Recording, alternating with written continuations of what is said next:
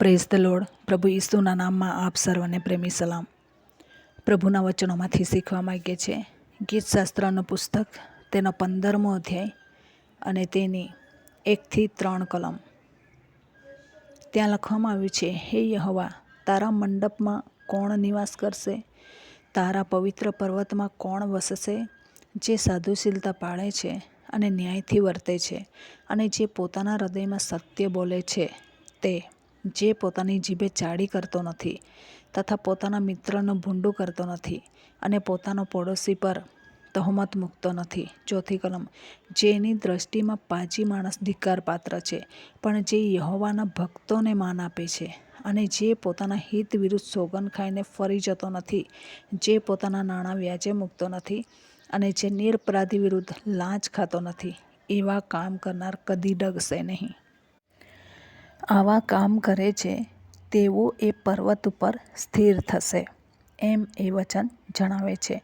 એક કલમમાં લખવામાં આવ્યું છે, પાજી માણસ ધિક્કારપાત્ર છે. એક વખત મને એનો જવાબ પૂછતા હતા.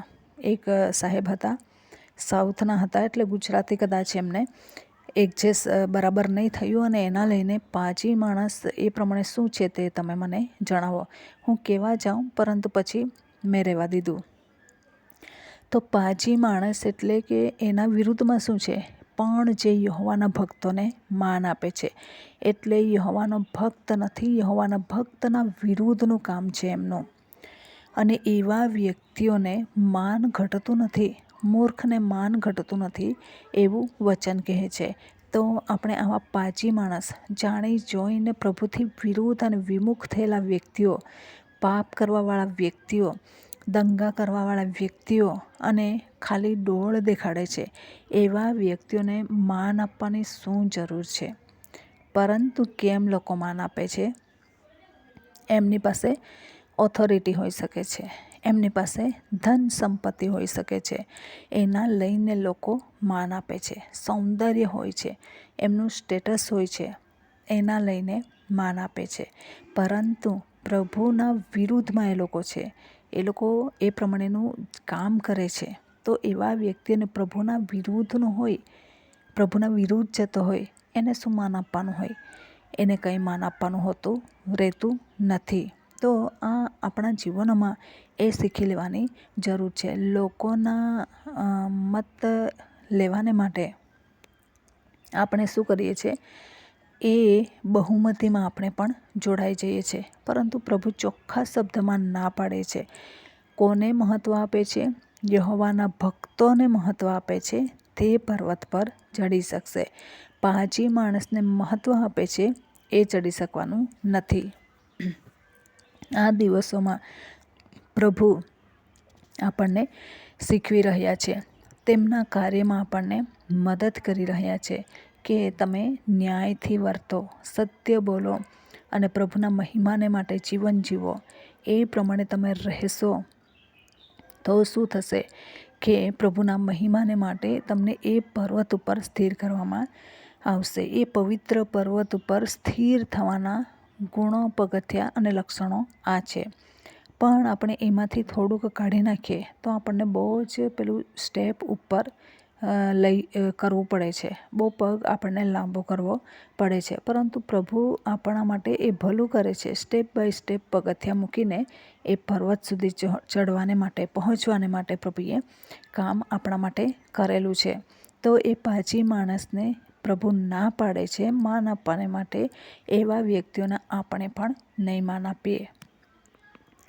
સાઉલ રાજાને માટે સમુએલ માનનું કારણ બન્યો, અને પ્રભુએ 1 સમુએલ 18 લગભગ એ અધ્યાયમાં કીધું કે મેં એને નકાર્યો છે. ક્યાં સુધી તું એના માટે વિલાપ કરશે? ક્યાં સુધી તું અનુતાપ કરશે? મેં નકારી કાઢેલો છે, મારી દ્રષ્ટિમાં એ પાજી બની ગયેલો છે. તું કેમ એને માન આપી રહેલો છે? કેમ એના માટે મધ્યસ્થી કરી રહ્યો છે? હું સાંભળવાનો નથી. મેં તો મનપસંદ વ્યક્તિ શોધી કાઢેલો છે. ઈશાઈનો દીકરો દાઉદ, એને મેં શોધી કાઢેલો છે, એ પ્રમાણે જણાવે છે. ત્યારે આને ભાન થાય છે કે અરે, મેં તો કેમ પ્રભુના વિરુદ્ધમાં જઈ રહ્યો છું. અને એણે પછી તે એવી રીતના સિંગ ભરીને સિંગ તેલમાં સિંગમાં તેલ ભરીને એ જાય છે અને પછી એ દાઉદનો અભિષેક કરે છે. સાઉલને માટે અનુતાપ કરતો નથી. પ્રભુએ છોડી દેવા કીધું, એણે છોડી દીધું. કેમ? એ પાજી માણસ છે. પ્રભુએ એને નકાર કર્યો છે, તેને પકડીને શું કરવાનું? એની સાથેના સંબંધો જાળવીને શું કરવાનું? લોકો કેમ સંબંધ જાળવે છે? કેમ કે પ્રભુને કરતાં એ લોકોને વધારે મહત્ત્વ આપે છે. લોકોની સાથે રહીશું, સંબંધ સાચવીશું તો આપણું કંઈ બી સચવાઈ જશે, ક્યારે પણ સચવાઈ જશે એમ કરીને લોકો સંબંધ સાચવે છે. પરંતુ પ્રભુ જણાવે છે કે એવા વ્યક્તિઓને માન આપવું આપણા માટે પણ મૂર્ખામી ભરેલું છે, આપણા માટે પણ નુકસાનકારક છે. તેથી આ પાજી માણસને માન આપવાનું રહેતું જ નથી, એને માન ઘટતું નથી. અને એ પ્રમાણે એ વચન કહે છે. આપણા જીવનમાં આપણે કોને માન આપીએ છીએ, કોને મહત્ત્વ આપીએ છીએ? ગરીબ હોય પરંતુ ઈશ્વરની બીક રાખતો હોય એને માન આપવાની આદત આપણે પાડીએ. કેમ કે ત્યારે જ આપણા જીવનમાં આશીર્વાદો મળશે. સમુએલના પુસ્તકમાં લખવામાં આવ્યું છે, જે એલી યાજક હતો એમના દીકરાઓને મહત્ત્વ આપતો હતો એલી, પ્રભુને મહત્ત્વ નહીં. એટલે પ્રભુને પણ મહત્ત્વ આપ્યું હશે, પરંતુ ત્યાં લખવામાં આવ્યું છે મારા કરતાં વધારે એમને કેમ માન આપે છે. અને એ દીકરાઓએ પ્રભુનું માન રાખ્યું નહીં. તેથી પ્રભુ કહે છે કે જેવો મને માન આપે છે તેમને હું માન આપીશ.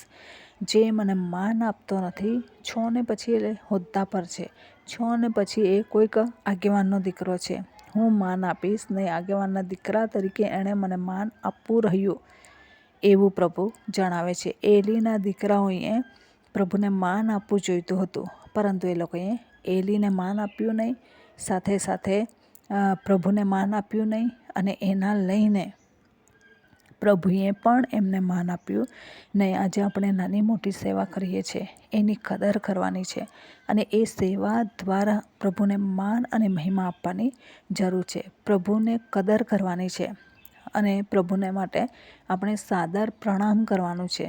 ત્યારે આપણા જીવનમાં આશીર્વાદો મળશે. તો આ દિવસોમાં ઈશ્વરે આપણા માટે જે રાખી મૂક્યું છે એના માટે આપણે તત્પર બનીએ, પવિત્ર પર્વત પર ચડવા કોશિશ કરીએ. તો આ વચન પ્રમાણે જીવન જીવવા પ્રભુ આપણને સહાય કરે. વચનનો આશીર્વાદ પ્રભુ આપણને સર્વને પૂરો પાડે. આમેન. પ્રાર્થના કરીએ. પ્રેમાળ પરમેશ્વર પિતા, અમે તમારો આભાર માનીએ છીએ, તમારી સ્તુતિ કરીએ છીએ તમામ શ્રોતાજનો ઉપર. પ્રભુ તમે રહેમ નજર કરજો. પવિત્ર પર્વત ઉપર ચડવાને માટે આવા પાજી માણસોને દૂર કરીને ઈશ્વરના ભક્તોને માન આપતા શીખે એવી કૃપા અમે તમારી પાસે માગીએ છીએ. તમારા ગૌરવાન અને પરાક્રમી હાથોની અંદર દરેકને સોંપી દેતા પ્રાર્થના પ્રભુ ઈશ્વરના મૂલ્યવાન નામની અંદર માગીએ છીએ. Amen. Thank you. Praise the lord. God bless you. Amen.